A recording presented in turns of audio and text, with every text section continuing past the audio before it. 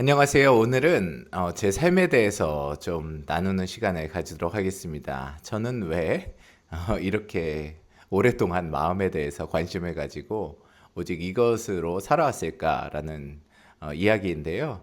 어, 뭐 여러분도 그럴 것입니다. 계속 마음에 관심을 가지게 되고 또 계속 찾고 또 공부하고 또 공부하는데 이게 사실 공부가 끝이 없고요. 이제 보면 볼수록 끝이 없고 새로운 곳을 만나게 되는데 저는 어떻게 20년간 또 코칭 일을 해왔고 그 전에는 또 이제 제가 목회 환경에 있었기 때문에 목회라는 환경을 통해서 이 일을 해왔는지를 좀 나누려고 합니다. 저는 이제 생각해 보면 굉장히 좀 세심하고 예민했던 친구였던 것 같아요. 그래서 어릴 적부터 좀 마음이 많이 아프고 좀 여렸던 친구였던 것 같습니다. 근데 제가 개인적으로는 이제 우리 어머니가 저한테 큰 영향을 미쳤던 것 같아요. 이제 제가 보는 어머니는 약간 좀 뭐랄까 행복이라기보다는 좀 자신의 꿈을 실패하신 그런 분이셨어요. 그러니까 이제 학력도 좋으시고 열심히 노력하셔서 뭐 최고의 학벌을 가지시고 그러셨던 분이신데 이제 본인의 꿈도 있으셨죠. 뭐 나름 이제 어떤 커리어에 대한 것들도 있으셨고 그런데 이제 저를 낳으시면서 사실 커리어들이 많이 이제 꼬이신 것 같아요. 그러면서 이제 어머니께서는 이제 그런 상황들을 이제 표현하시기를 내가 이제 너를 낳느라 내가 내 삶을 다 내려놨다, 뭐 포기했다 이런 말씀들을 저에게 해주셨어요. 근데 그것이 이제 나중에 지금에 와서는 이제 어머니의 사랑의 표현이었구나. 어머니께서 모든 삶을 헌신해서 이제 저를 키워주신 거죠.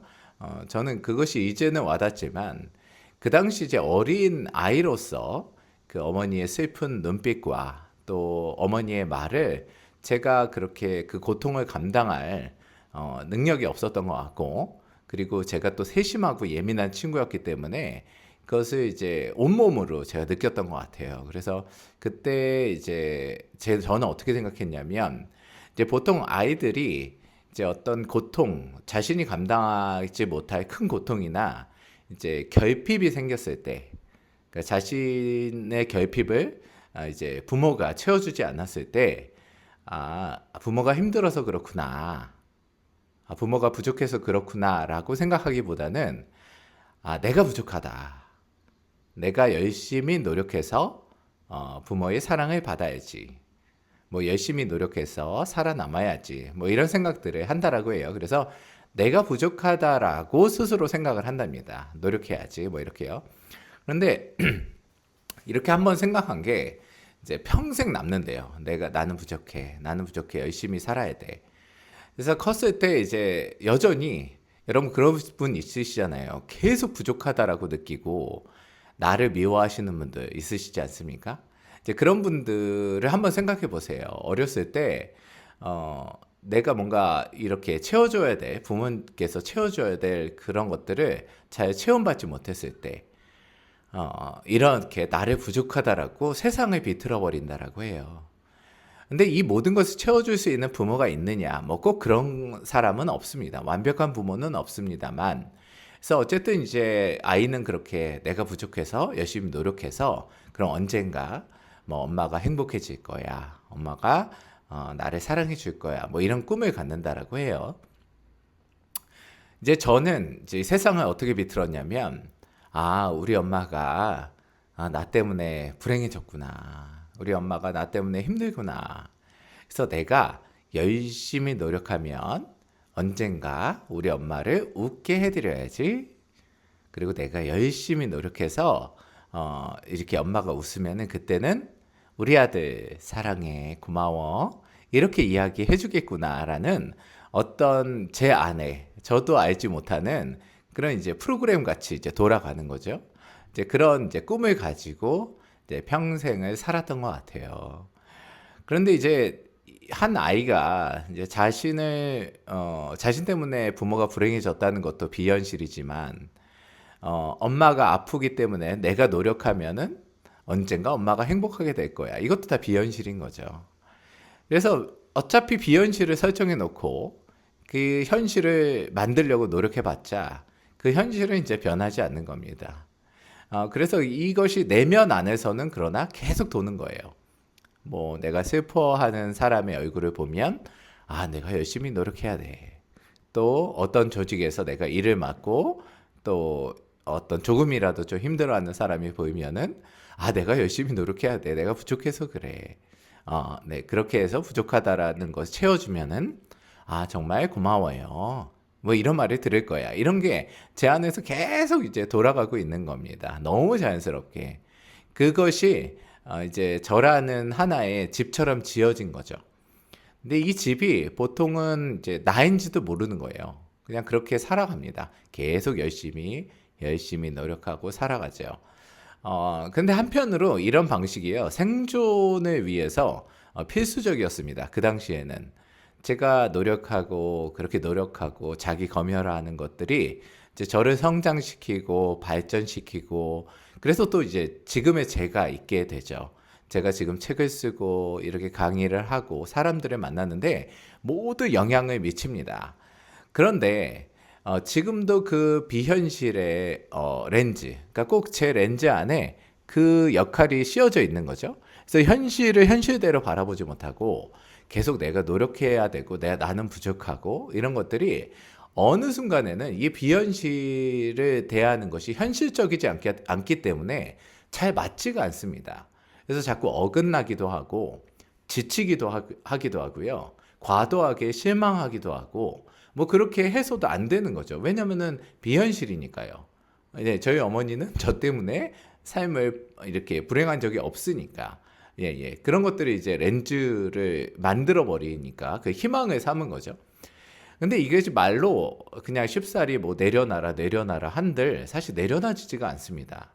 왜냐면은 사람은요, 자기가 그렇게 지어진 집이라는 게 있어요. 방식이 있어요. 생존 방식이 있습니다. 그런데 그 생존 방식이었던 나를 내려놓는다? 그것은 거의 죽음과도 같습니다. 그러니까 이것이 변한다는 것은 운명을 바꾸는 일이에요. 그래서 이제 프로이드가 뭐 반복 강박이라는 말을 하지 않았습니까? 그러니까 이제 그 내가 아팠던 감정이 제대로 해결되어지지 않으면 영화처럼 현실에서 만들어가지고 그것을 사람이 반복한다. 그래서 운명강박이라고도 불리는데요. 그래서 이제 학대 당했던 이제 뭐 여성들이 학대하는 남편하고 결혼을 한다든지 그것이 언젠가 내가 뭐 아빠를 바꾸면은 아빠가 행복해질 거야라는 것이 이제 입력되어 있는 거죠. 거기서 돌고 있는 거죠. 그래서 본인도 본인 원치 않지만은 또 학대하는 남자를 만나서 내가 그 희망 속으로 들어가는 것을 사랑이라고 느낄 수 있는 것입니다. 그래서 어떤 사람들이 계속 내가 힘들어하는 환경을 반복해서 선택하고 있다면 내 안에 어떤 잘 느껴야 될 감정이 있는 것이 아닌가 한번 이제 돌아보실 필요가 있어요.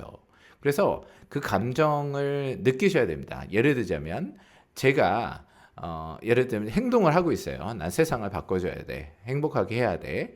그러면 이제 그런 행동을 하고 있죠. 그럼 이런 신념이 있는 거예요. 나는 열심히 노력해야 돼. 나는 내 존재 때문에 세상이 불행해졌어. 뭐 저 사람의 불행은 나의 책임이야. 이곳의 책임은 내가 다 져야 돼. 뭐 이런 것들의 신념이 있다면 그럼 그 전에 감정이 뭐가 있냐면 어머니의 눈빛이 있는 겁니다.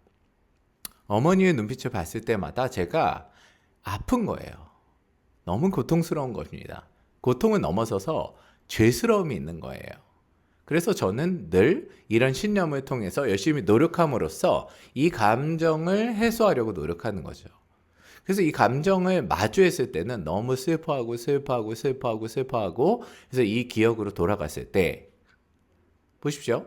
지금의 생각하고 사고방식으로 이성으로 돌아갔을 때는 그 아이는 잘못이 없죠. 그 부모가 선택해서 아이를 낳은 것이고 그리고 어머니는 저를 키우신 것입니다. 그래서 사랑으로 저를 희생하시고 또 뭐 이렇게 헌신하셨어요. 그러면 아이는 뭐죠? 그 헌신과 사랑을 받은 자로서 나는 사랑받은 자로서 잘 살아야지 라고 신념을 가지고 행동을 하겠죠. 그래서 중요한 것은 이런 행동을 하지 마가 아니고 행동 뒤에는 신념이 있습니다. 내가 만들어 놓은 신념, 그 다음에 그 전에 감정이 있어요. 그리고 그 감정 전에는 기억이 있죠. 그러니까 기억은 이제 경험에 저장되는 건데요. 그러니까 기억 자체로 고통스러운 사람은 없습니다. 기억과 연결된 감정이 고통스러운 거죠. 그래서 이 감정을 잘 느끼고 나면 사실 기억은 기억 자체로 그냥 남는 겁니다.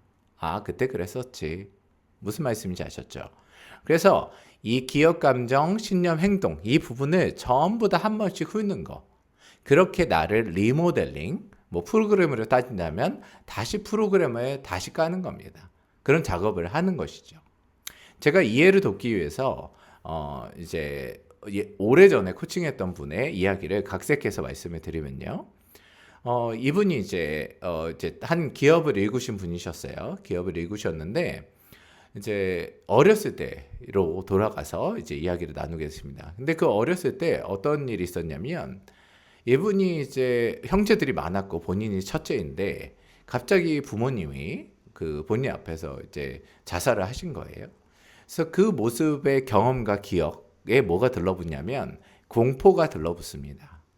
그래서 이분에게 공포는 뭐냐면 자기뿐만이 아니라 자기 밑에 있는 동생들이었어요. 그렇죠? 정말 무서웠겠죠?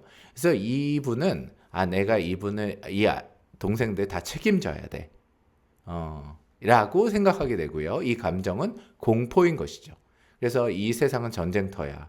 내가 다 책임지고 내가 노력해서 먹여 살려야 돼라는 그런 신념을 가지게 되고요. 그렇게 행동하게 됩니다. 근데 덕분에 이렇게 돼서 감사하게도 한 기업을 이렇게 일구시게 돼요. 근데 문제는 뭐냐면 이제 기업을 일구고 이제 마음이 조금씩 편해지잖아요. 그러면 마음이 편해지면 갑자기 내 마음 안에서 여러 가지 감정이 올라옵니다. 차라리 아플 때까지 정신없이 바쁘게 지낼 때는 몰라요. 이런 감정들이 올라올 여유가 없습니다.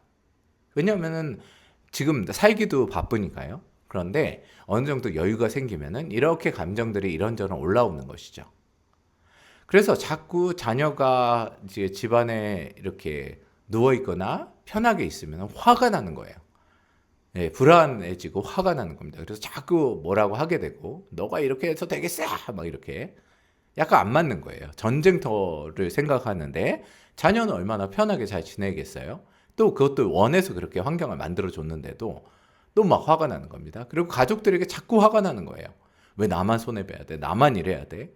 그러면서 결국엔 다 챙겨주고 다 해주니까 또 가족들이 자신들이 스스로 할 기회도 조차 없는 거예요. 다 알아서 다 먼저 해주니까. 그래서 자꾸 의존하게 되고 또 그러니까 또 고통을 겪는 겁니다. 그래서 이제 저하고 오랜 시간을 통해서 코칭을 받으면서 이제 이런 이제 행동, 그다음 그 뒤에 있는 신념, 그다음에 기억과 감정들을 쭉 한번 훑는 시간이었어요. 뭐 쉬운 시간은 아니었죠. 그런데 그리고 나서 다시 재조정을 하는 거예요. 일단은 감정이 해소되고 나면 그 다음부터는 신념을 바꿀 수가 있습니다. 네, 불안이 덜어지기 때문에 생각을 바꿀 수가 있어요. 내 안에 불안도가 가득하잖아요. 그리고 막 두려움이 가득한데 내가 생각을 바꾸기가 쉽지가 않습니다. 이전 방식을 사용해서라도 살아남아야 되거든요. 그래서 감정을 잘 다루고 기억을 다루는 일이 참 중요하다라는 말씀을 드리고 싶습니다. 여러분 어떻게 느끼셨습니까? 뭐 공감하시는 분도 있고 아직 이것이 이해가 안 되시는 분도 있으시고요. 또 들었을 때 나도 그래 라는 분도 있으실 텐데 어쨌든 계속 중요한 것은 생각나는 감정, 기억들을 적어보고 나는 왜 이렇게 느낄까? 난 이 순간에 왜 그렇게 무서울까? 난 이 순간에 왜 이렇게 화가 날까? 왜 이렇게 불안할까? 이런 것들을 잘 노트에 적어보시고 도움을 받으실 수 있으시면 근처에 가서 잘 들어줄 수 있는 상담사분들, 그다음에 코치분들께 꼭 이렇게 나 자신을 찾아가는 그런 과정들을 꼭 해보셨으면 좋겠어요. 그것이 내 전 삶에 영향을 미칩니다. 예, 그러면은 이렇게 막 특별히 막 불안해서 잘못된 선택을 할 일이 굉장히 많이 줄어들고요. 비용적으로도 여러 가지 마음적으로도 정서적으로도 에너지를 쏟는 것에도 새로운 곳에 또 새로운 사업에 새로운 일에 또 시야를 넓히 볼 수 있는 그런 일도 생기고요. 그런 것들을 말씀드리고 싶습니다. 오늘은 또 제 이야기를 나누다가 또 기억, 감정, 신념, 행동으로 가게 되었는데요. 그렇게 여러분들의 삶을 잘 바꾸시는 여러분이 되셨으면 좋겠습니다. 네, 그럼 또 만나요. 궁금한 것이 있으시면 댓글 달아주세요. 고맙습니다.